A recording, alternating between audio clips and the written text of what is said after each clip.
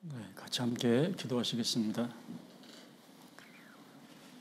거룩하신 하나님, 오늘 주님 부활하신 이 주일날 또 함께 이렇게 불러 모아주시고 또 하나님의 말씀을 들을 수 있도록 은혜를 베푸심을 감사를 드립니다. 저희 모든 사정, 모든 형편을 아시는 주님께서 또 하나님의 말씀을 통해서 우리에게 필요한 말씀을 또 들려주시고 그 말씀에 순종할 수 있도록 인도해 주시옵소서. 구원은 받았지만 우신의 육신의 소욕 때문에 늘 하나님의 말씀을 배반하고 어긋날 때가 많이 있습니다. 이 마지막 때일수록 저희들을 더 강하게 붙잡아 주시고 오직 하나님의 뜻을 쫓아 살아갈 수 있도록 저희들을 사랑해 주시옵소서. 우리 정읍교회를 사랑하시는 주님, 이 교회를 세워주셨음에 이곳을 통해서 우리 성도들을 통해서 힘있게 복음이 전파되고 많은 사람들이 이곳을 통해 구원을 얻을 수 있도록 도와주시옵소서. 학예 수양회를 앞두고 마음을 모으고 있습니다. 이번에도 우리 전 성도가 함께 마음을 모으고 기도하고 동참하고 헌신하고 전도할 수 있도록 도와주시옵소서. 오늘 함께하지 못한 식구들 어디에 있든 간에 주님께서 붙잡아 주시고 주님께서 보살펴 주시옵소서. 예수님의 이름으로 간절히 기도드립니다. 아멘. 성경 말씀 요한복음 2장 5장입니다. 요한복음 5장 2절부터 9절까지 같이 보시겠습니다. 요한복음 5장 2절로 9절까지입니다. 요한복음 5장 2절로 9절까지 같이 보시겠습니다.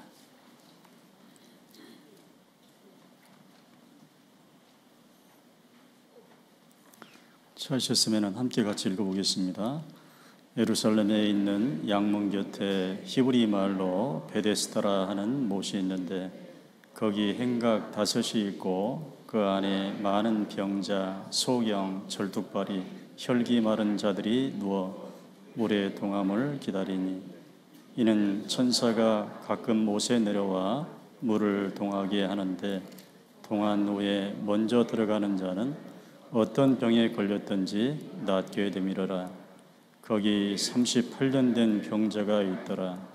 예수께서 그 누운 곳을 보시고 병이 벌써 오랜 줄 아시고 이르시되 네가 낫고자 하느냐? 병자가 대답하되 주여 물이 동할 때 나를 못에 넣어줄 사람이 없어 내가 가는 동안에 다른 사람이 먼저 내려가나이다. 예수께서 가라사대 일어나 내 자리를 들고 걸어가라 하시니 그 사람이 곧 나아서 자리를 들고 걸어가니라. 이 말은 안식일이니.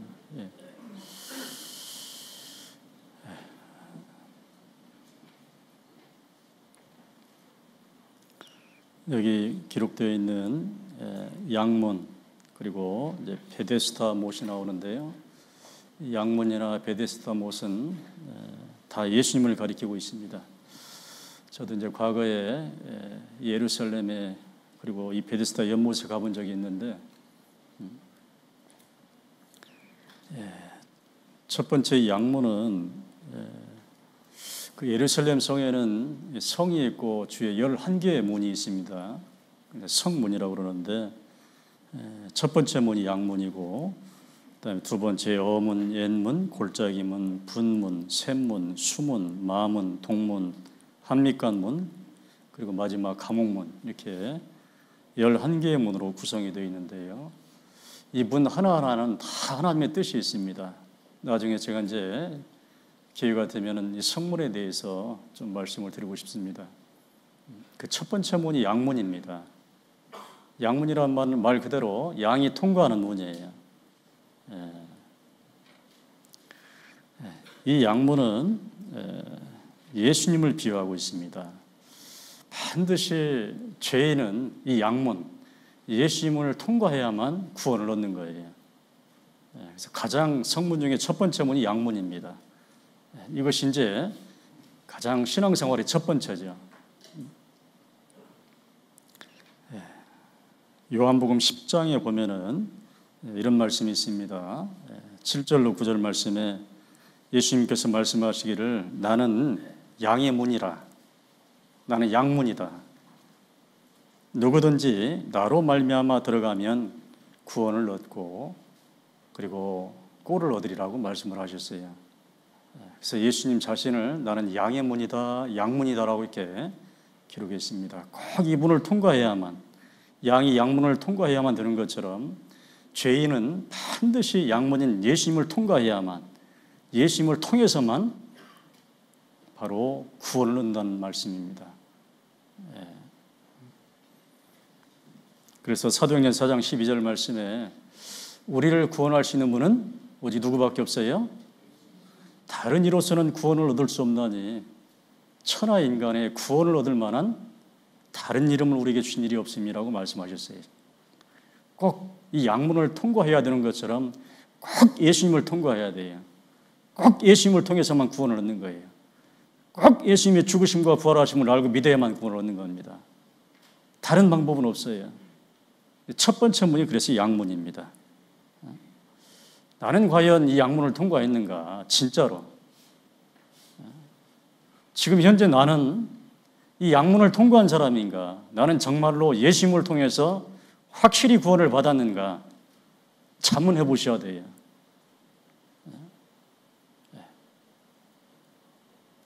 너희가 믿음에 있는가? 정말 구원을 받았는가?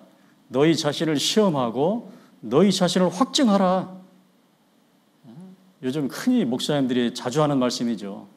때가 때인 만큼 이것만큼 중요한 것이 없어요. 백날 교회 다녀봤자 이것이 확실치 않으면 헛수고입니다. 나더러 주여 주여 하는 자마다 다 천국 가는 것이 아니에요. 꼭 하나님의 뜻대로 꼭 양문을 통과해야만, 정말로 예수님이 왜 십자가에 죽으셨는지, 왜 3일 만에 죽은 예수님을 꼭 하나님은 살리셔야만 됐는지, 왜 복음하면 꼭 예수님의 죽으심과 부활하심을 얘기하는지, 나는 정말로 그걸 다른 건 몰라도 복음만큼은, 나는 정말 복음만큼은 확실히 알고 믿는다. 이런 자신이 있어야 돼요. 내가 만일 내 입으로 예수를 주로 시인하며 또 하나님께서 예수님을 죽은 자 가운데서 달리 살리신 것을 네 마음에 믿으면 구원을 얻으리니 사람이 마음으로 믿어 의에 이르고 입으로 시인하여 구원 간증을 하여, 이런 것이 정확해야만, 양문을 정확히 통과해야만, 예수님의 죽으심과 부활하심을 정확히 알아야만 간증도 할 수 있어요. 정확하게. 이것이 안에서 희미하면은요, 이 얘기했다가 또 한참 지나면 또 잊어버리고. 정읍교회 담임 목사로서 정말 높아심에서 이런 말씀을 드리는 거예요. 다른 건 몰라도 이 복음만큼은 박사가 되어야 됩니다. 정말로요. 다른 것. 정말로 양의 문을 통과를 하셔야 돼요. 만약에 이 양문으로 들어가지 아니하고 다른 데로 넘어가는 자는 뭐예요?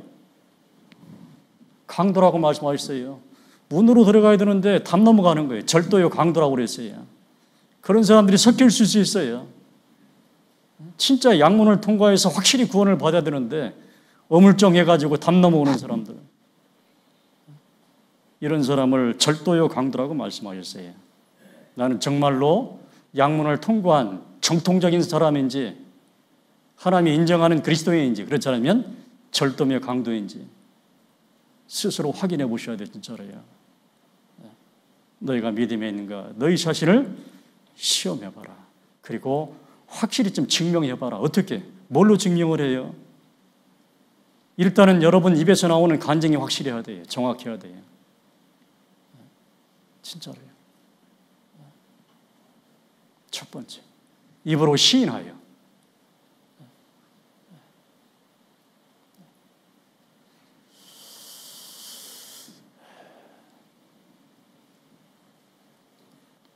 그래서 제가 지금 대신방을 하고 있는데요, 가는 곳마다 가장 첫 번째 마치 통과 의례처럼 이 간증을 좀 부탁을 드리고 있습니다.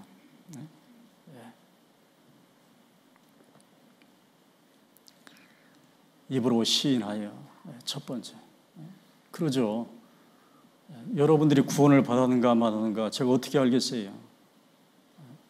물론 하나님은 아시겠지만 입으로 시인하는 것. 구원 간증을 통해서 나는 예수님이 나 때문에 이렇게 돌아가셨고 나 때문에 이렇게 부활하신 것을 나는 확실히 알고 믿습니다.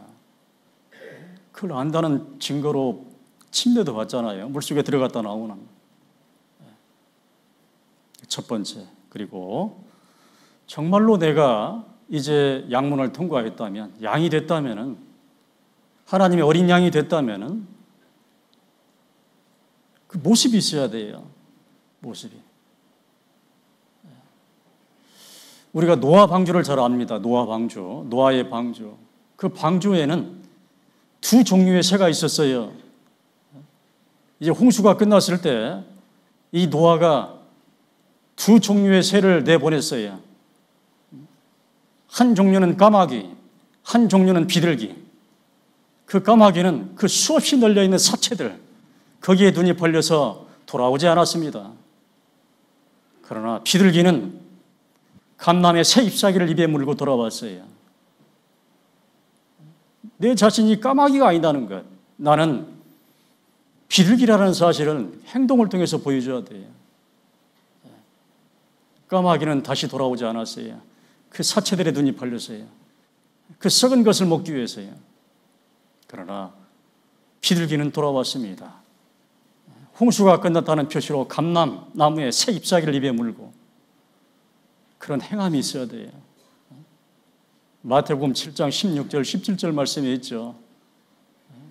그의 열매로 그들을 알기니 가시나무에서 포도를 또는 엉겅퀴에서 무화과를 따겠느냐? 이와 같이 좋은 나무마다 아름다운 열매를 맺고 못된 나무가 나쁜 열매를 맺느니. 정말 좋은 나무가 됐다면 나는 이제 좋은 나무가 됐습니다. 양의문을 통과해서 예수님의 죽으심을 부활하심을 통해서 나는 구원받았습니다. 라고 좋은 나무가 됐다면 그 좋은 나무가 됐다는 표시로 확실한 증거로 열매를 보여줘야 돼요. 열매를요. 두말할 것도 없어요.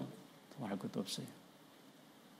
좋은 나무마다 아름다운 열매를 맺고 못된 나무는 여전히 나쁜 열매를 맺는 거예요. 그건 그 본성은, 그 본질은 속일 수가 없는 거예요. 그래서 여러분들이 정말 양의 문을 통과한 확실한 하나님이 인정하시는 하나님의 어린 양인 것을 여러분의 간증을 통해서, 여러분의 생활을 통해서, 열매를 통해서 증명을 하셔야 돼요. 지금은 그런 때입니다. 하나님 앞에 가보세요. 지금이야 우리가 서로 함께 하지만 하나님 앞에 가면 정확히 구분을 해요. 오른쪽의 양과 왼쪽의 염소로. 정확히. 너무나 철저하게 구분하십니다. 알곡과 쭉정이를 너무나 철저하게 구분하셔요. 이제 그런 때가 얼마 남지 않았습니다. 지금은 확실히 하셔야 돼요. 나는 정말로 이 양의 문을 통과했는가? 양문. 베데스다 연못에 옆에 있는 양문. 이것을 우리에게 말씀하고 있습니다. 양문을 통과했다면 이제 이 베데스다 연못이 참 중요합니다. 베데스다 연못. 가끔 천사가 내려와서 물이 동하는 그 베데스다 연못. 이 베데스다 연못은 무슨 뜻을 가지고 있냐? 은혜의 집이란 뜻이 있어요. 자비의 집, 은혜를 베푸는 집. 어떤 병자든지 물이 동할 때 들어가면 다 낫는 은혜의 집. 바로 이것도 예수님을 가리키고 있습니다. 어떤 죄인이 됐든 간에 예수님한테만 가면, 예수님만 믿으면 어떤 죄인이든지 다 구원을 받을 수 있는 예수님, 그 예수님을 이 베데스다 연못, 물이 동하는 베데스다 연못이 예수님을 설명하고 있습니다. 여기 수많은 병자들 중에 중풍병자가 있어요. 근데 얼마나 오래됐냐? 무려 38년이나 됐어요. 중풍병을 앓은 지 38년이나 됐어요. 너무나 고질적인 병이에요. 침상 위에 있는 중풍병자처럼 똑같이 동일하게 이 사람도요, 혼자는 거동을 못해요. 저 물이 동할 때 천사가 가끔 내려와서 물이 동해요, 막. 그러면 이 병자들이 먼저 들어가는 병자가 낫습니다. 근데 이 38년 된 병자는 저기 넣어줄 사람이 없는 거예요. 예수님께서 오셔서 네가 중풍병을 낫고자 하느냐? 근데 왜 얘한테 못 나섰냐? 예. 물이 동할 때 내가 저기를 들어가야 되는데 나를 저 못에 넣어줄 사람이 없었습니다. 그렇게 고백을 합니다. 진짜 본처의 신, 물이 동하는 베데스다 연못이 가리키는 예수님이 직접 가라사대 일어나 네 자리를 들고 걸어가라.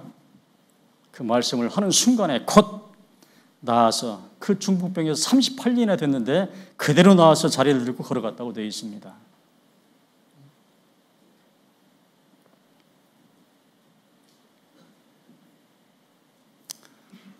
자, 제가 오늘 이 베데스다 연못이라는 제목으로 오늘 이 본문 말씀을 선택을 했는데요. 이 말씀을 들을 때마다 여러분들은 무슨 생각이 납니까? 베데스다 연못 하면 떠오르는 것이 뭐예요? 오늘 이 말씀을 읽으면서 저 목사 오늘 설교 뭘 할지 알겠다. 짐작 안 가셔요? 물이 동하는 베데스다 연못 하면 무엇이 떠올라요? 여러분 마음속에는요? 저는 항상 이걸 읽으면 하계수양회가 떠올라요. 성령이 동하는 하계수양회, 성령이 역사하는 하계수양회. 천사가 가끔 내려와서 베데스다 못을 이렇게 동하게 하면은 어떤 병자든 낫게 하는 것처럼 가끔 1년에 몇 번씩 한 9차례 춘축에 하계수양 7차례 이런 수양회를 합니다. 공주에서 갈릴리 수양관에서 물이 동하는 것처럼 막 성령이 역사해요. 수많은 병자들을 데리고 옵니다. 영혼의 병자들, 지옥 갈 사람들을 막 데려와요. 전국에서요, 해외에서. 바로 그 성령이 역사할 때, 물이 동하는 것처럼 성령이 많은 기도 가운데 성령이 역사할 때 거기서 전해지는 복음의 말씀을 듣고 예수님을 만날 때 이 병자들이 낫게 됩니다. 38년 된 병자든 어떤 병자든 하계수양회가 생각이 나요. 그저께죠. 오늘이 8일, 그저께, 어제 그저께 6일날 공주 갈릴리 수양관에서 무슨 일이 있었어요? 우리 식구들도 다 참여는 못하지만 관심을 갖고 보고 있죠.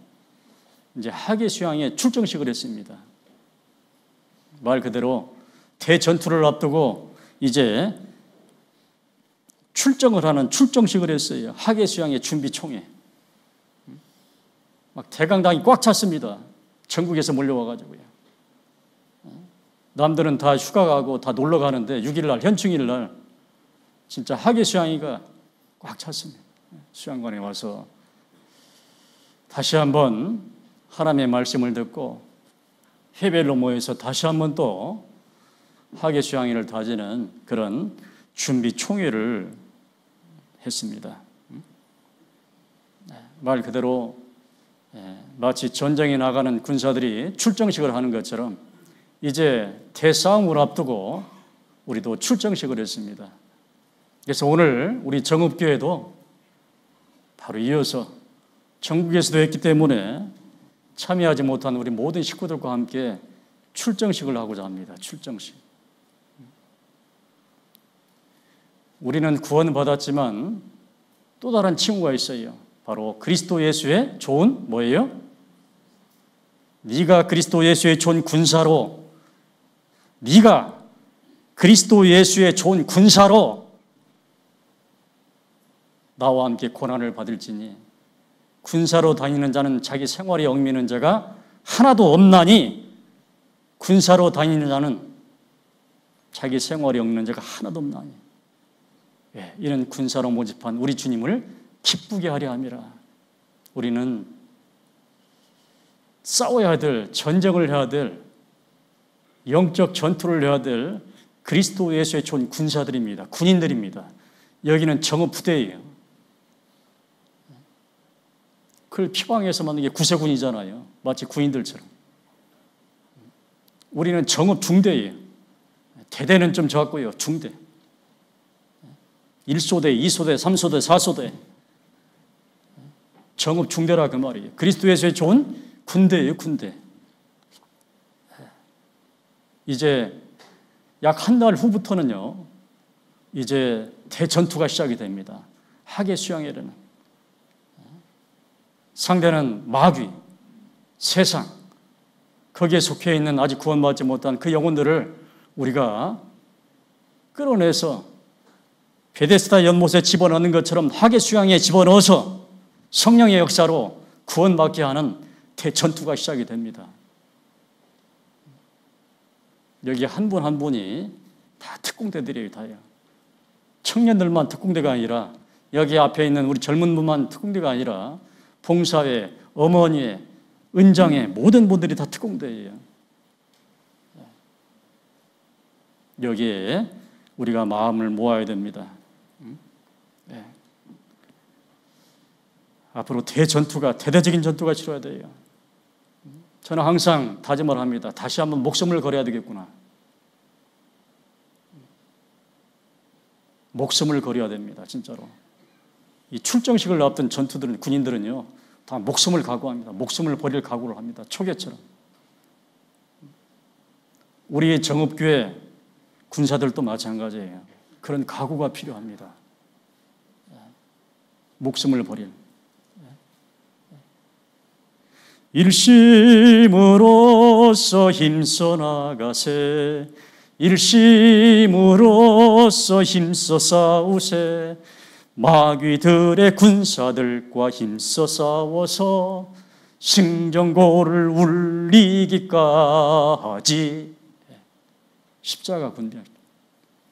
정말 그 승전고를 울리기까지, 승리의 불을 칠 때까지 우리는 깃발을 올리고, 정읍군대 이 중대 깃발을 올리고 함께 일사불란하게 나가야 돼요.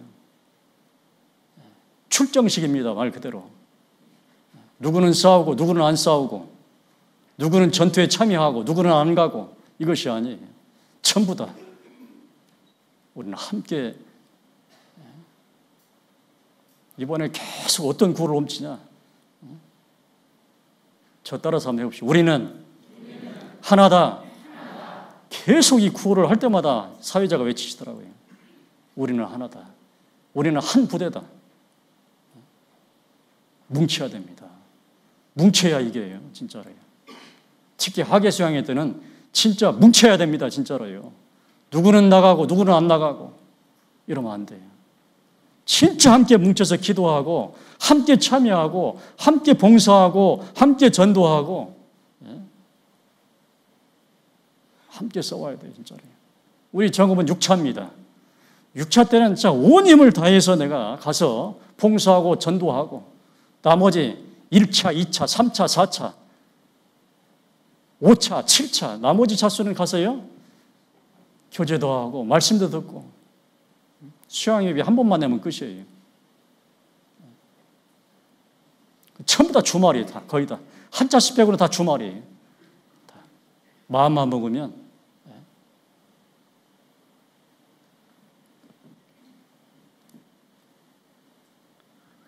이번에는 절대 빠지지 마시고요. 그동안도 다 참여하셨지만 미루지 마시고 지체하지 마시고 꼭 여러분 자신은 물론이고요. 사랑하는 죄인들, 소원을 두고 지금 기도하는 분들 있잖아요. 구역 모임 때마다 내놓는 그 영혼들, 모임할 때마다 부탁하는 영혼들, 이번에는 행동 개시해야 됩니다. 미루지 말고 지체하지 말고 이 베데스다 연못에 하계 수양에 집어넣어 주셔야 돼요. 우리가 안 하면 그분들 못 갑니다. 38년 된 병자 데리고 가지 않으면 들어갈 수가 없어요. 우리가 말씀 앞으로 성령이 동하는 이 하계 수양에 데려가지 못하면 그분들은 영원히 못 가는 거예요. 영원히. 여러분 중에서도 하계 수양회를 통해서 구원받은 분들이 많이 있잖아요.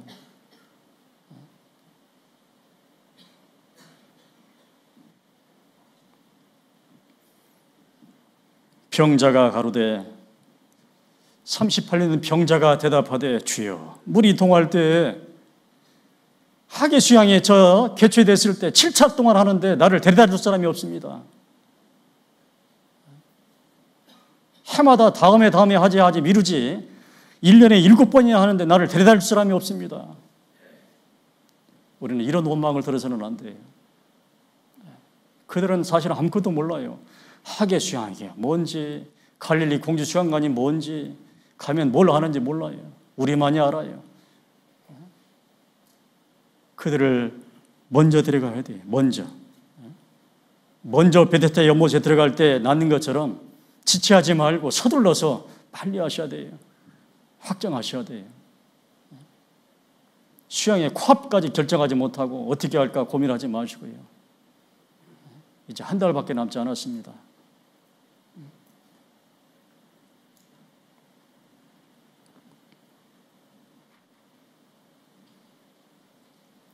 사람이 앞에서 강도를 만나서 지금 겁안 죽게 생겼어요. 그냥 숨만 꼴딱꼴딱 하고 있어요.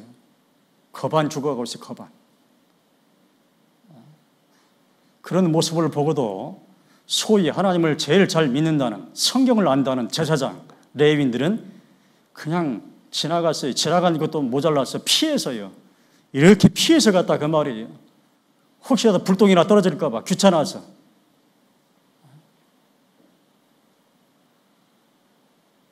우리는 절대 이런 사람이 돼서는 안 돼요. 내가 귀찮다고, 내가 힘들다고, 내가 헌신해야 된다고. 예수님께서 말씀하셨어요. 내 제자가 되려면은 나를 따라오려거든 자기를 부인하고 자기 십자가를 짊어지고 나를 쫓을 것이니라. 자기 생활에 의미는 자가 하나도 없나니. 내가 귀찮지만 힘들지만 나의 헌신이 내 시간과 몸이 들어가야 되겠죠. 비용이, 물질이. 그러나 우리는 그런 제사장과 레위인처럼 성경을 잘 안다는 사람들, 심지어 구원을 받았다는 분들입니다. 왕 같은 제사장들하고 지금 그러죠. 교회에서 봉사하는 레위인이라고 그럽니다. 그럼에도 불구하고 내 주위에 내 가족이, 내 지인이 지금 숨만 꼴딱꼴딱 하고 있어요. 그대로 지옥 가는 영혼들. 이런 기회가 왔을 때 우리는 선한 사마리아인처럼 다가가야 돼요. 진짜로 불쌍한 마음이 들었다면 다가가셔야 돼요. 말로만 불쌍한 마음이 아니라. 늘 1년 내내 기도 부탁만 할 것이 아니라 어떤 때가 됐을 때, 전투의 때가 됐을 때는 참여해야 돼요. 참전해야 된다 그 말이에요. 우리는 다 선한 사마리아인들입니다. 불쌍한 마음을 품고 다가가서 기름과 포도주를 꺼내서 상처에 붓고 싸매는 선한 사마리아인. 왜 우리를 구원하셨냐? 그가 우리를 대신하여 자신을 주심은 모든 불법에서 우리를 구속하시고 우리를 깨끗하게 하사 왜? 선한 일에 열심하는 친백성이 되게 하려 하심이니라. 이 선한 일 열심히 좀 하라고요. 선한 사마리아인처럼 죽어가는 사람 좀 살리라고요. 선한 사마리아인. 사람이 선을 행할 줄 알고도 선한 일을 할 줄을 알면서도 행하지 않으면 이건 죄라고 말씀하셨어요. 야고보서 4장 17절 말씀이에요. 이번에 이 선한 일을 할 기회가 왔어요. 하계 수양에. 정말로 절호의 기회입니다. 약 2달 동안 계속 7차에 걸쳐서 하계 수양에서 수많은 그리스도인들이 함께 기도하고 땀을 흘리고 헌신하는 가운데 정말 베데스다 연못처럼 물이 동하는, 성령이 동하는 역사적인 현장이 마련됐다 그 말이에요. 내가 조금만 헌신하면 되는데, 내가 움직이면 되는데, 내가 좀 시간을 내면 되는데, 그러면 한 영혼이 살 수 있는데, 이번에 38년 된 병자들을 생각하셔요. 침상에 누워있는 중풍병자를 생각하세요. 그들은 우리밖에 희망이 없어요. 우리 손에 달려 있습니다. 우리 손에. 땅에서 내면 하늘에서 내릴 것이요 땅에서 풀면 하늘에서 풀리리라.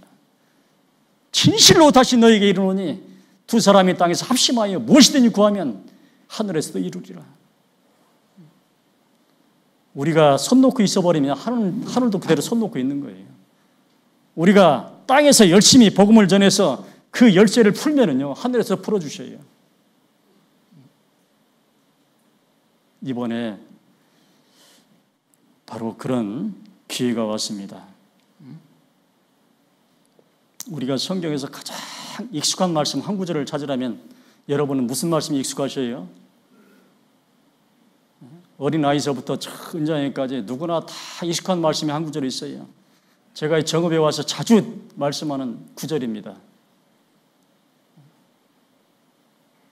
마태복음 6장 33절 말씀. 저 영광이 어떤 형님은 자동차 번호판도 그걸로 했더라고요. 0633. 같이 한번 암송해 볼까요? 너희는 먼저 그의 나라와 그의 의를 구하라. 그리하면 이 모든 것을 너희에게, 참 이 먼저라는 단어가 참 중요합니다. 먼저. 우리가 세상을 살아갈 때, 생활을 할 때 먼저 무엇을 해야 되냐? 가장 어디에 먼저 마음을 두고 어디에 가장 내 몸과 시간을 들여야 되냐? 먼저. 우선순위 첫 번째. 뭐예요? 그의 나라와 그의 의를 구하라. 하나님의 나라와 하나님의 의를 구하라. 이게 먼저랍니다. 이것은 모든 그리스도인들에게 가장 익숙한 말씀이에요. 가장 익숙한데 또 가장 못해요. 먼저. 마음은 원이로되 다 알아요. 그렇지, 먼저 해야지. 먼저 신앙생활, 먼저 전도, 먼저 이번에 하계수양에 먼저. 근데 한쪽에서 자꾸 내 발꿈치를 잡아요. 발꿈치. 이번에는 그걸 끊어야 돼요. 먼저 그의 나라와 그의 의를 구하라. 먼저. 너희는 먼저 영혼을 구원하는 하계수양회를 구하라. 먼저 하계수양회를 위해서 힘써 기도하고 준비하라. 이 말씀입니다. 구체적으로 말씀드리면. 먼저. 그 무엇보다도 먼저.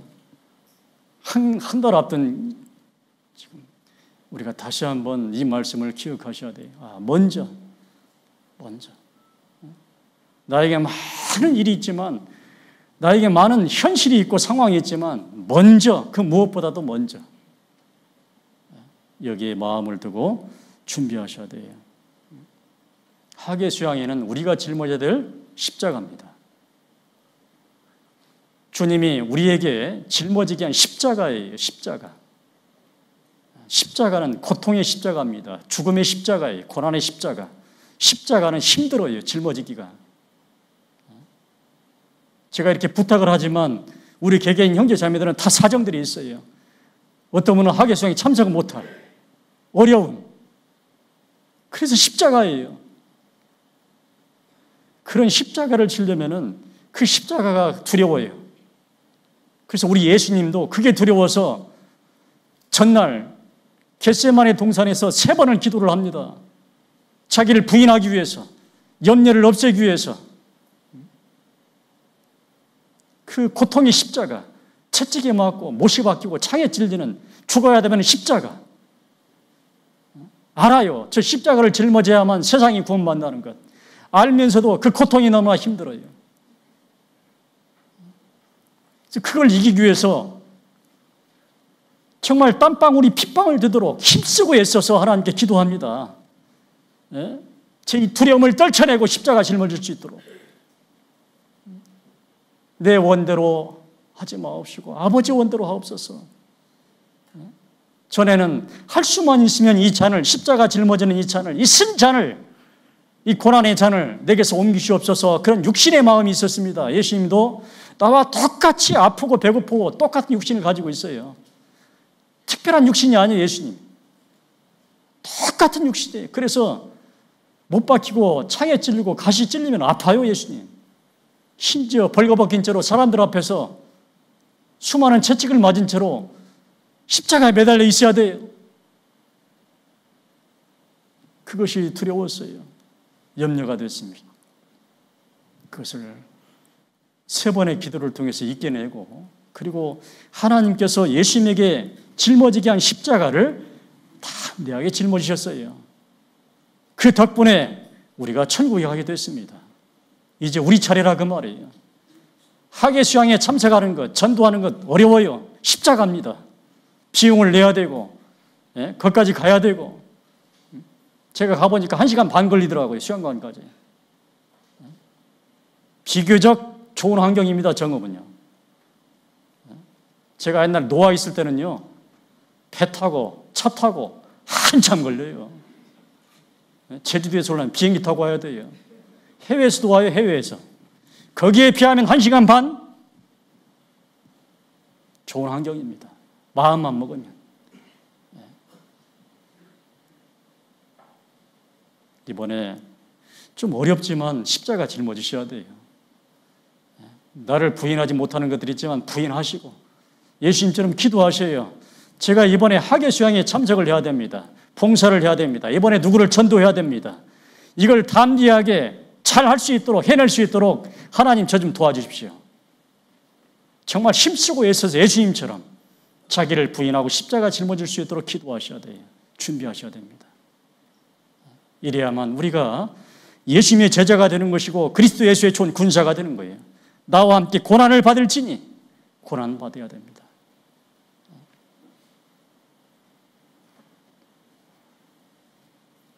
출애굽기 34장 23절 말씀 보겠습니다.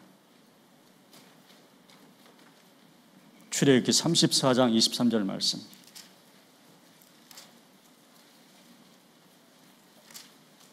출애굽기 34장 23절 24절 말씀 보시겠습니다.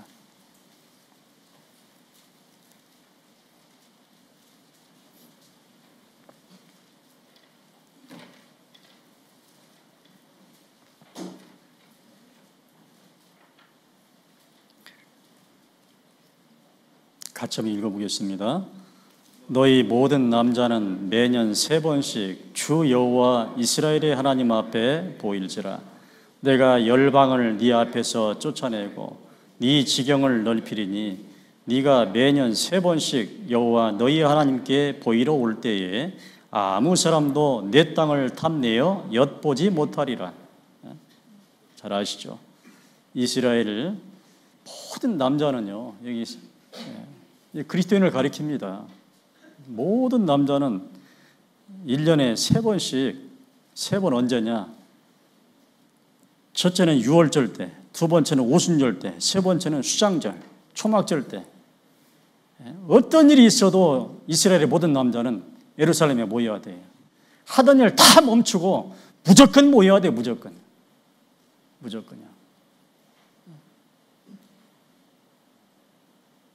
남자들이 모이려면 집을 비워야 되죠. 그러면 어디 누가 막 쳐들어올 수도 있고 도둑이 들 수도 있고 뭔가 이렇게 자기 살림에 어떤 자기 사는데 문제가 될 수도 있겠죠.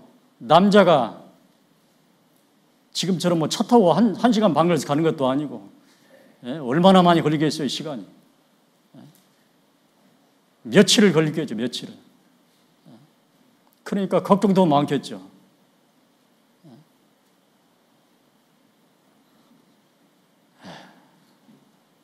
그러나 내가 열방을 네 앞에서 쫓아내고 네 염려와 정반대로 네 지경을 넓히리니, 오히려 거꾸로 네 사업을 잘 되게 하리니, 네 일이 잘 되게 하리니, 네가 매년 3번씩 여호와 너희 하나님께 보이러 올 때에 아무 사람도 네 땅을 탐내어 엿보지 못하리라. 문제 전혀 없다. 하나님 말씀 믿고 따라라.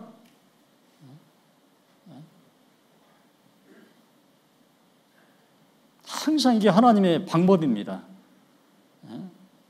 홍해 바다가 어떻게 갈라지를 봐라. 착 갈라주셨어요. 여리고성을, 그 견고한 여리고성을 어떻게 무너뜨리는지 봐라. 그냥 하나님 무너뜨리셨어요. 어떻게 구원하는지 보라. 그대로 구원하십니다.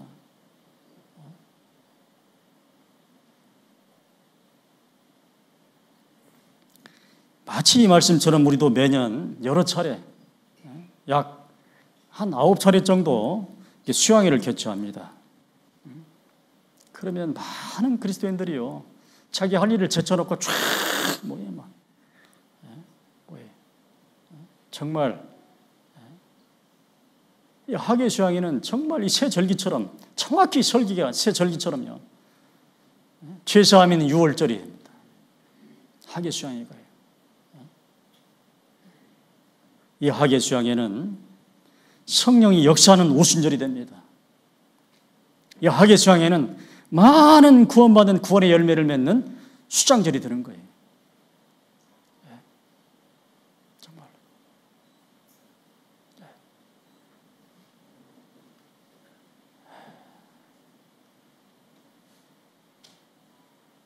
이 수양회를 참석하려면, 그래, 수양회 참석하는 건 맞지, 올해도 여전히 수양회는 다가왔구나, 큰일 났네, 가기는 가야 될 텐데 이거 어쩌지, 고민이 들 수밖에 없죠. 많은 제약이 있어요. 6월절, 오순절, 수장절, 저 예루살렘에 가야 되는데, 제사 드리러 가야 되는데 큰일 났네, 이거 오랫동안 집히면 어쩌지, 걱정이 있을 수도 있죠. 있을 수밖에 없죠. 마찬가지 하계 수양에도 많은 제약이 있어요. 그리고 염려가 됩니다. 시간을 내야 될 텐데 어쩌지, 직장은 어떠지, 일은 어쩌지, 아이고 농사는 또 어쩌지, 남편은 또 어쩌지, 애들은 또 어쩌지, 처편은 있으려나, 잠자리는 어쩌지, 씻는 것은 괜찮는가, 음식은 어떤가, 비용은 어떨까, 많은 것들이 스쳐 지나갑니다. 순식간에. 전도하려면 그 사람 따라갈까?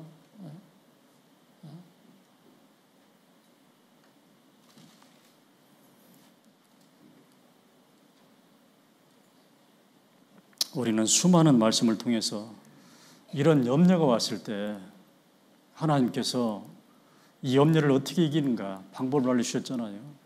아까도 말씀드렸지만 예수님이 내일 십자가를 짊어져야 되는데, 내일 못에 박힐 텐데, 내일 채찍에 맞고 가시관을 쓰고 십자가에서 고통을 받아야 될 텐데 어쩌지?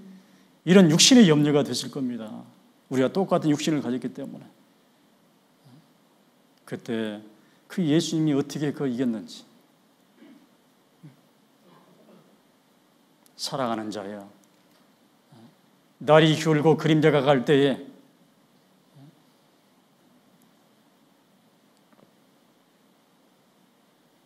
어떤 인생의 고비가 왔을 때 모략산과 유황의 작은 산으로 가리라. 예수님께서 하신 것처럼 우리도 간절히 하나님께 도와달라고 기도하면서 하나님께 맡기는 게 필요해요. 너희는 마음을 다하여 여호와를 의뢰하고 네 명철을 의지하지 말라. 너는 범사에 하나님을 인정하라. 그리하면 네 길을 지도하시리라. 하계 수양회를 앞두고 하나님께 내 모든 염려를 맡기고 기도로 맡기고 말씀으로 맡기고 우리는 여호와를 의뢰해야 돼요. 우리가 해야 될 일을 해야 돼요. 자기를 부인하고 십자가 짊어지는 일을 해야 돼요. 이 새 절기 때 모든 이스라엘 남자가 자기를 부인하고 자기 생활에 얽매이지 않고 전부 참석을 합니다. 예루살렘에 가서 하나님께 제사를 드려요. 절기를 지킵니다.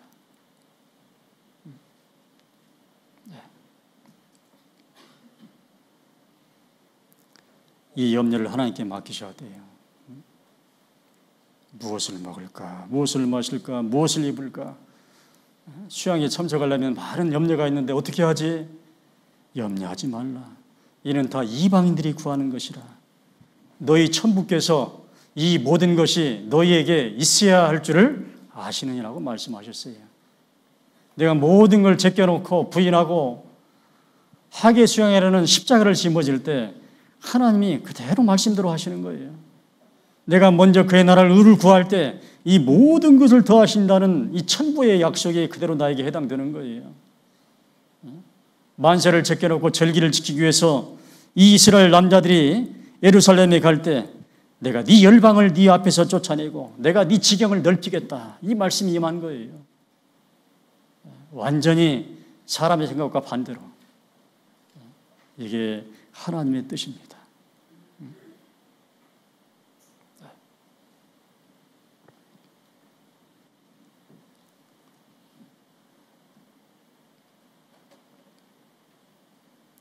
시편 119편 165절 말씀, 제가 자주 인용하는 묵상하는 말씀입니다. 119편 165절 말씀 보시겠습니다.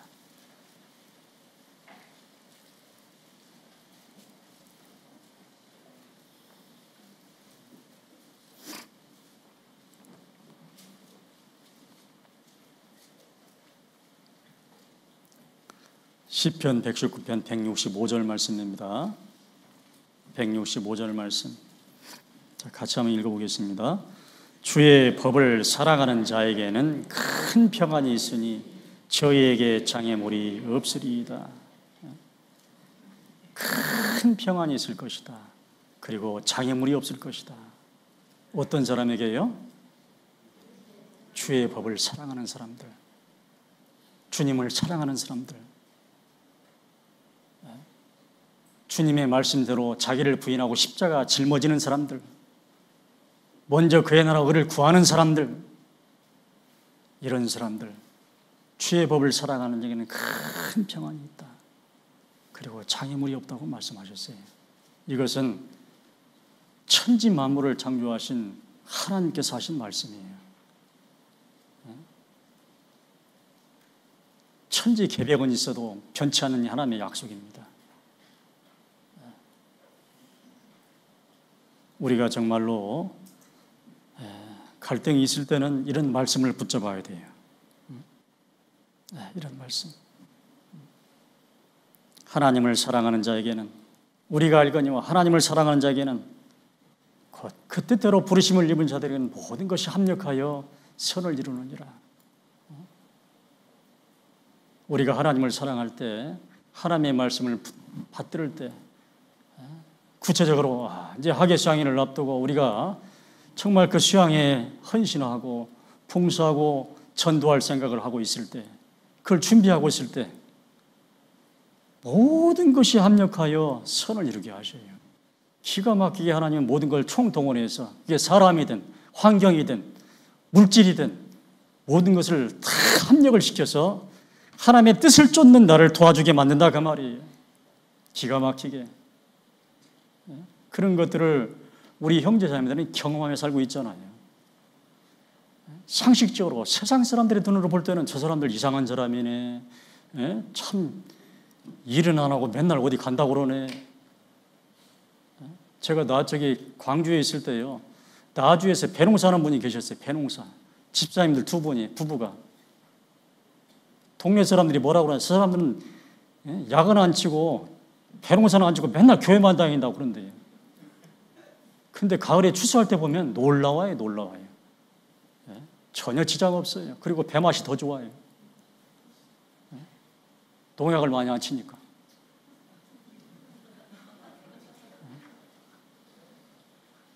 제가 노아 있을 때 떡집 하는 형제님이 있었어요. 떡집. 처음에 제가 가니까 주일날도 일을 하시더라고. 거기는 이제 전복 양식을 많이 하니까요, 떡들을 엄청 많이 먹어요. 떡을. 전부 간식이 떡이에요. 막. 전복 양식 하려면 이 다시마를 전부 배에다 실어가지고요, 바다에 나가서 전복 아파트가 있어요. 플라스틱으로 만든 다 사각진 그 전복 아파트라고 그래요. 거기에 이제 손톱만한 걸 집어넣으면은 이 지폐를 집어넣으면 3년 지나면 추수를 합니다. 이제 매일 일주일에 한 2번 정도를 배로 싣고 가서 배에 이 포크레인이 달려 있어요. 그걸 집어가지고 전부 다 넣어줘야 돼요. 다 먹이를. 다시마, 미역. 그러니까 떡을 많이 먹어요. 떡. 그 집은 떡하고 고춧가루, 기름 짜는 거 3가지를 해요. 얼마나 바쁘겠어요. 근데 그래서 하나님께 맡기고 주일날 일들을 많이 하니까 주일날 간식을 많이 찾을 거 아니겠어요? 하나님께 맡기고 한번 하나님의 말씀대로 한번 해보자고. 그래서 주일날 이제 교회 나와서 이제 봉사를 합니다. 그랬더니 나중에 보니까요, 사람들이 그 집 떡이 맛있거든요. 떡집에 맞추는 거예요. 토요일에 와서 미리 다 사가요.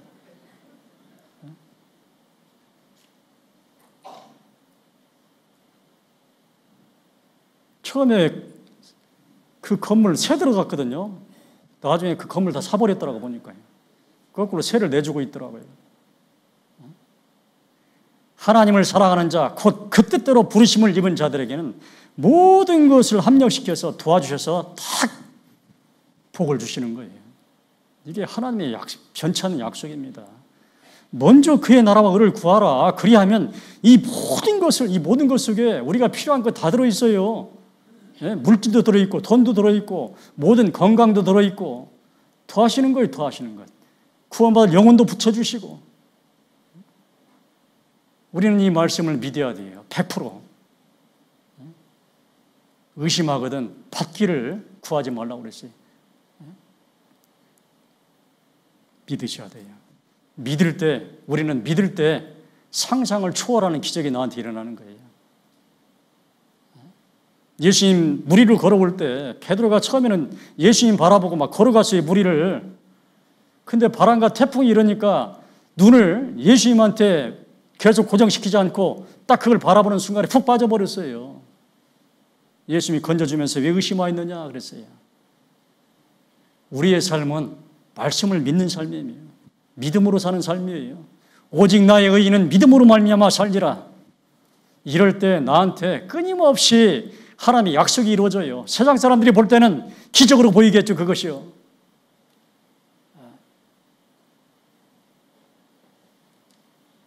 말씀을 믿고 사는 사람이 승리하는 사람입니다. 베드로가 무리를 걸어가는 것처럼 우리도 세상을 이길 수가 있어요. 세상에서 승리할 수 있습니다.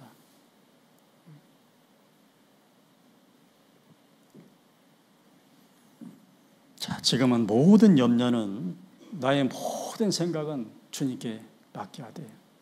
내 속에 생각이 많을 때에 주의 유한이 나의 영혼을 즐겁게 하신다고 말씀하셨죠. 아이고, 하계 수양이 때문에 이런 생각, 저런 생각, 머리가 복잡할 때가 있어요. 어떻게 하는가? 생각이 많을 때에, 이런 때일수록 주의 유한이, 주님의 말씀과 기도가 내 영혼을 즐겁게 하시는 거예요. 청하셔야 돼요. 기도를 통해서 예수님처럼 말씀을 통해서 청하셔야 돼요. 다윗이 한참 사울에게 쫓깁니다. 사울이 다윗을 죽이려고 계속 쫓아다녀요.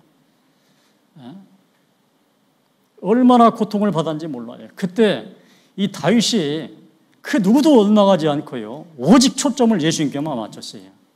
하나님께만요. 베드로가 처음에 예수님께 초점을 맞춘 것처럼, 그리고 무리를 걸어간 것처럼, 그 어려운 상황에서 이 다윗은 원망하지 않았어요. 하나님을. 오히려 더 하나님을 믿고 하나님을 의뢰했어요. 그걸 마음에 정했습니다. 시편 57편 보겠습니다. 앞에 시편 57편 7절.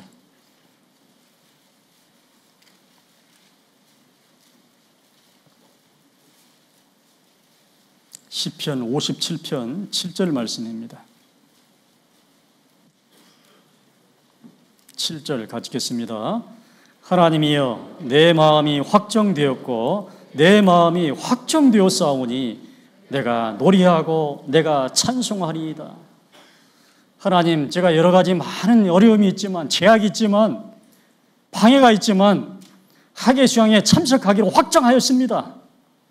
이번에 누구를 전도하기로 확정하였습니다. 내가 확정하였고 확정하였으니 동일하게. 그러면 여러분 속에 내가 노래하고 내가 찬송하리이다, 이런 하나님의 은혜가 임할 겁니다. 이번에 이 말씀을 한번 경험해 보셔요. 여러분 것으로. 이제 본인 참석은 확정시키시고요. 그래, 이번에 내가 그리스도 예수의 좋은 군사로 이 큰 전투가 있는데 내가 빠지면 안 되지. 내가 빠지면. 나도 참여를 해야 되겠다. 그리고 이번에 내가 참석하는 건 물론이고 정말 부지런히 좀 싸워야 되겠다. 마귀와 헌신해야 되겠다. 이번에 데려갈 사람을 찾으셔야 됩니다. 데려갈 사람을. 그 38년 된 병자, 중풍병자를요, 먼저 데려다가 빨리 집어내야 되는데 미적미적하고 지체해버리면 안 된다 그 말이에요. 아이고 다음에 할게요. 저는요 다음에 하지, 이번에는 미루지 마세요.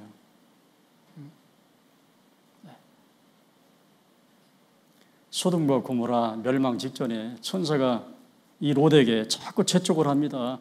롯아 빨리 서둘러라 서둘러라. 왜 이렇게 미적미적하냐. 자꾸 롯을 재촉해 천사들이요. 자꾸 재촉 미적미적하는 거예요. 소돔과 고모라가 좀 살만하거든요. 죄악이 충만하다. 자꾸 머뭇거려요. 네 아내와 두 딸을 빨리 이끌라. 그래도 자꾸 롯이 지체했다고 되어 있어요. 이번에는 지체하지 마세요. 내가 참석하는 건 물론이고요, 새로운 영혼들을 데려갈 수 있도록 준비하셔야 됩니다. 이제는 싸워야 될 때예요. 예레미야 48장 10절 말씀 보겠습니다. 예레미야 48장 10절 말씀.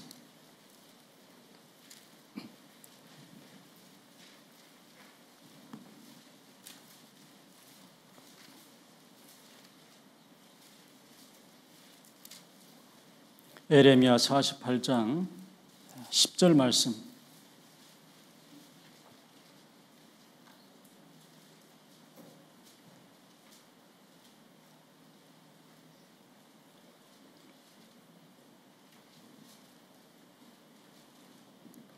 같이 읽겠습니다. 여호와의 일을 태만히 하는 자는 저주를 받을 것이요 자기 칼을 금하여 피를 흘리지 아니하는 자도 저주를 당할 것이로다.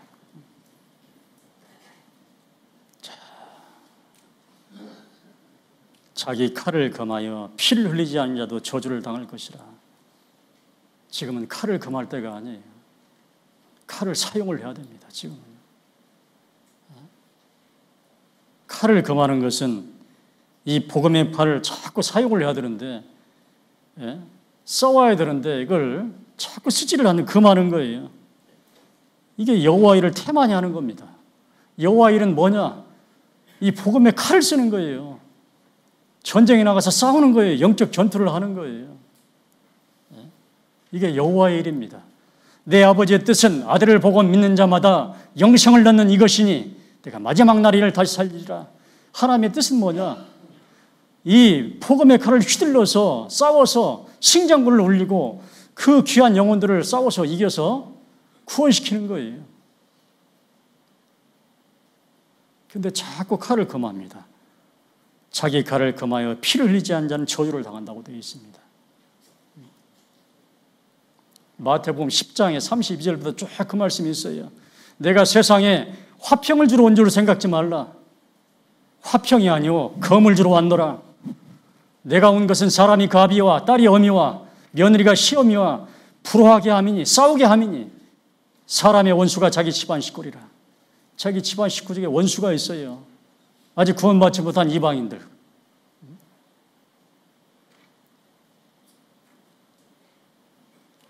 영적 싸움으로 해서 그들을 구해내야 된다 그 말이에요. 마귀의 손아귀에서 뺏어내야 된다 그 말이에요. 그러면 칼을 휘둘려야 돼요.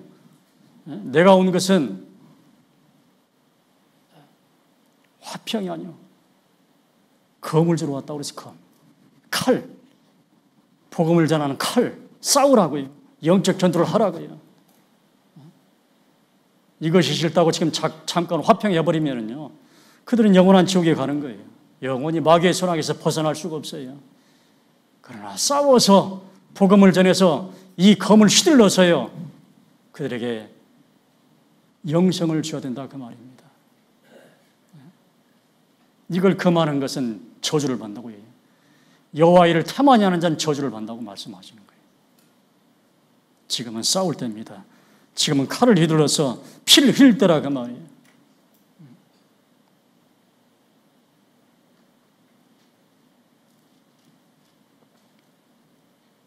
이번에 7월 11일부터 8월 17일까지 7차에 걸쳐서 학예 수양회가 있습니다. 우리 정업은 6차에 해당이 돼요. 금, 토, 일, 월 다 이렇게 그냥 누구나 다 참석할 수 있어요. 거의 한 차수 빼고는 다 주말입니다. 다. 이번에 또 총회에서 간곡히 여러 번 광고한 것이 있어요. 꼭 월요일만 되면 다 가는데요. 월요일 날 제발 좀 많이 참석해 달라고요. 1년에 한 번이니까 꼭 좀 휴가 내가지고요. 그러면 주일날 다 가버려 다. 그러지 말고 꼭 일요일, 월요일까지 좀 참석해 달라고 정말 광고할 때마다 여러 차례 광고를 하시더라고요. 전도연 수련 하는데 또 거기서도 광고하시더라고요. 제발 가서 좀 광고해 달라고. 자, 이번에 참 쉬운 참석할 수 있는 마음만 먹으면 누구나 다 참석할 수 있어요. 아까도 말씀드렸지만 6차, 처음 6차 할 때는 열심히 전도하고 봉사하고요. 나머지 차수 있잖아요. 6번의 차수. 한 차수도 주말이니까 가서요. 또 말씀도 듣고 또 교제도 하고 그런 분들이 많더라고요. 뭐 더 참석한다고 학예수양입이 더 안 받아요. 어떤 분은 그냥 7차수 계속 있는 분도 계세요. 광주에서 보니까요. 거기서 살아요, 그냥 아주. 차수 때마다 전도하는 분들이 계시고. 우리가 그렇게는 못하더라도 좀 학예수양회를 최대한 활용했으면 좋겠어요. 이번에 정말 학예수양회를 통해서 전도하고 땀 흘려 봉사하고 오늘 내가 봉사 계획을 보니까 우리 정읍에는 뭐 봉사할 것도 이렇게 많이 없더라고요, 보니까요. 방역 몇 분, 5명인가? 그리고 저기 숙소관리 또 몇 분. 그것도 다른 데하고 연합해서 이렇게 하는데요. 인원수도 안 적혀 있는 것이 보니까 모르겠어요. 몇 분이나 될지. 그래서 이번에 학예수양회 때 좀 다 참여하셔야.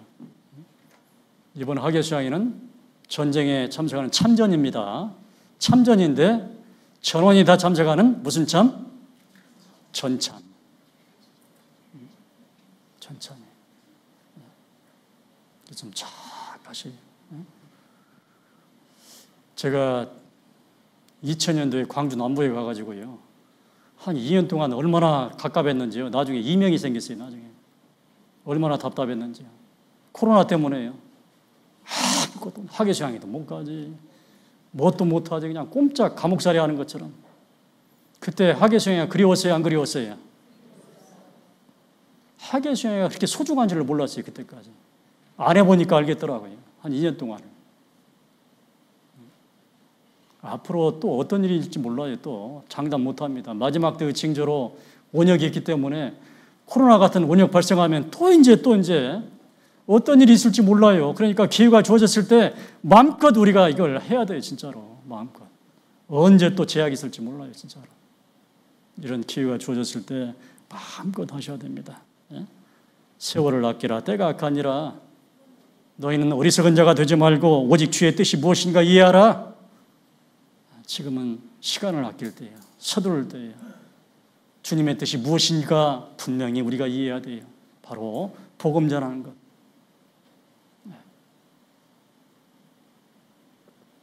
통계 보면은 학예수양회를 통해서 가장 많이 구원받는 걸 봐요. 학예수양회. 참 보면은 물론 이제 지교회에서 할 때도 참 좋지만은 거리가 좀 멀어서 떨어져서 그렇지 1시간 반 걸려서 그러지 여건은 참 그 새로운 분들 모시고 가서 전도하기는 최상의 여건인 것 같아요. 일단 격리시키는 것이 너무나 좋은 것 같아요. 환경이. 그런 좋은 여건, 세상과 단절되는 그런 환경, 좋은 시설. 정말 시설이 정말 좋아졌어요. 제가 처음에 학예수양회를요. 어디서 참석했냐. 저 유성에 유성 농구가 있어요. 대전 옆에 유성. 거기서 내가 학예수양회를 처음 참석했어요. 1987년도에. 이런 그 강당 같은 데서요. 전부 다 양반자 자고 앉아가지고요. 선풍기도 없어요. 큰 다라에다가 얼음 이렇게 넣어가지고요. 군데군데 넣었어요. 이렇게. 전부 다 부채질을 하고. 그렇게 시작했던 하계수양회가 정말 격세지감입니다. 거의 뭐 대학교 캠퍼스잖아요. 지금은 에어컨 다 잘 됩니다. 진짜로. 그래서 이번 하계수양회 때 꼭 긴팔 가져가셔야 하셨죠? 실내에 오래 있으면 어떤 분들은 막 춥다고 그러니까요. 정말 다 의리설도 좋고, 또 저는 하계수양회 가면 음식이 맛있더라고요. 하여튼 같이 먹어서 그런지 모르지만은 음식도 그렇고, 그리고 전도원들이 다 대기하고 있어요. 상담하려고. 대기하고 있고. 정말 많은 성도들의 땀과 기도가 있는 정말 성령이 역사하는 곳입니다. 그래서 이번에도 좀 많이 참여해 주시고, 제가 구역장들에게 잠깐 임원들에게 부탁은 드렸는데 좀 이번에 좀 많이 참석할 수 있도록, 작년에 통계를 보니까 정읍교회 276명 참여더라고요. 그 숙소 배정 때문에 이제 그 참여한 수에 따라 숙소를 배정해요. 비례해서. 이게 숙소를 많이 배정받으려면 많이 참여해야 돼요. 276명 참석했더라고요. 올해는 몇 명이야 돼요?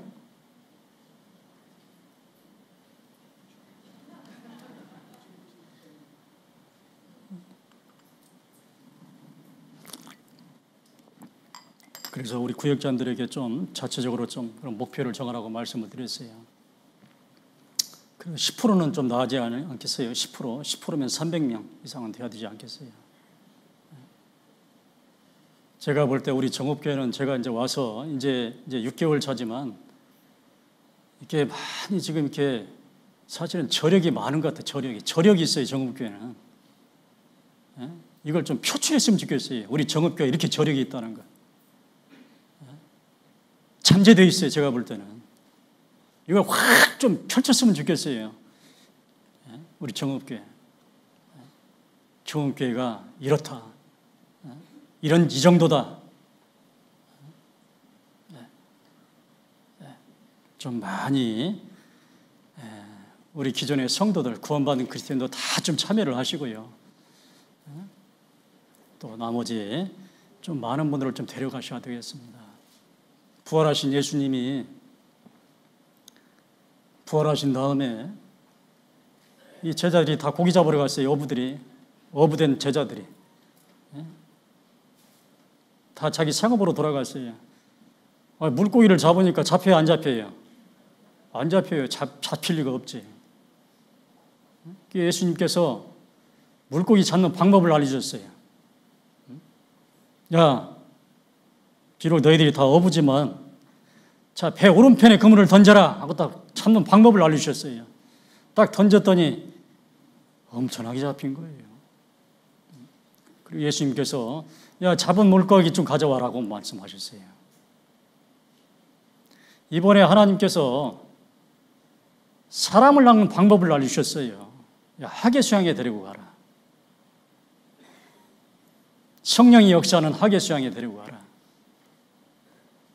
마치 배 오른편에 던지라고 하는 것처럼 사람을 낚는 업으로 만드시고 우리를 사람을 낚는 방법을 알려주셨어요. 이런 전국에 쫙 함께 모여서 이 좋은 시설에서 많은 귀한 복음의 말씀이 전파되고 이곳에서 이 말씀이 풍성한 곳, 은혜가 풍성한 곳, 이 성령이 도나는 곳에서 전도해라 방법을 알려주셨어요. 이번에 좀 많이 데리고 가시기 바랍니다. 예수님께서 야, 잡은 생선 물고기 좀 가져와라 했을 때 예, 우리가 낚은 그 귀한 영혼들을 좀 주님께 데리고 가야 돼요. 그러려면 하나님께서 일러주신 대로 좀 방법을 주신 대로 지혜를 주신 대로 우리가 따를 필요가 있습니다. 이번에 우리 정읍교회 온 성도가 좀 힘을 좀 다 좀 모아주시기를 바라요. 진짜 감춰진 우리 정읍교회 저력을 한번 좀 보여주셔요. 이제 더 이상 감추지 마시고 억누르지 마시고 쫙 펼치셔요. 이 마지막 때야 우리 정업이 이렇다. 좀 그런 때가 된 것 같습니다. 하나님이 전도할 문을 우리에게 열어주사, 우리 정업교회에게 열어주사 그리스도의 비밀을 말하게 하시기를 구하라. 정말 온 성도들이 좀 기도해 주셔요. 이번 하계 수양회를 위해서 또 정말 부족하고 연약한 보잘것없는 저를 위해서도 기도해 주셔요. 그 힘으로 살아갑니다. 그 힘으로 일할 수 있어요. 이스라엘이 하나님 앞에 모이라고 나팔을 불었죠. 은나팔을 불었어요. 오늘 저도 하나님이 나팔이 되어서 하계 수양에 참전하라고, 전참하라고 나팔을 좀 불었습니다. 자, 이제 마쳐야 되겠는데 오늘 좀 일찍 마치겠습니다. 제가 구호를 하나 할 테니까 같이 한번 참여 부탁드리겠습니다. 제가 먼저 하겠습니다. 하계 수양에 참전하라. 하계 수양에 전참하라. 우리 정읍교회 화이팅! 감사합니다. 이 구호에 그치지 않고 꼭 구호를 좀 기억을 좀 해주시기를 바랍니다. 같이 기도하시겠습니다. 거룩하신 하나님, 감사합니다. 오늘 하계 수양회를 앞두고 우리의 마음을 모으고 또 하나님의 뜻이 무엇인지 다시 한번 또 상고해 봤습니다. 우리 정읍교회 사랑하는 형제자매님들, 이번에도 함께 마음을 모으고 하계 수양회에 다 참여해서 이번에도 하나님의 뜻을 쫓아 귀한 영혼들을 살리는 일에 하나가 될 수 있도록 도와주시옵소서. 또 먼저 그의 나라 의를 구할 때 하나님이 약속하신 그 모든 것들 우리 형제자매들에게 다 은혜를 베풀어 주시고 또 축복해 주시옵소서. 한 사람도 예외 없이 우리 정읍교회 모든 성도들이 하나님의 말씀을 붙잡고 그리스도의 제일 좋은 군사로서 주님과 함께 고난을 받을 수 있도록 도와주시옵소서. 예수님의 이름으로 감사하며 기도드립니다.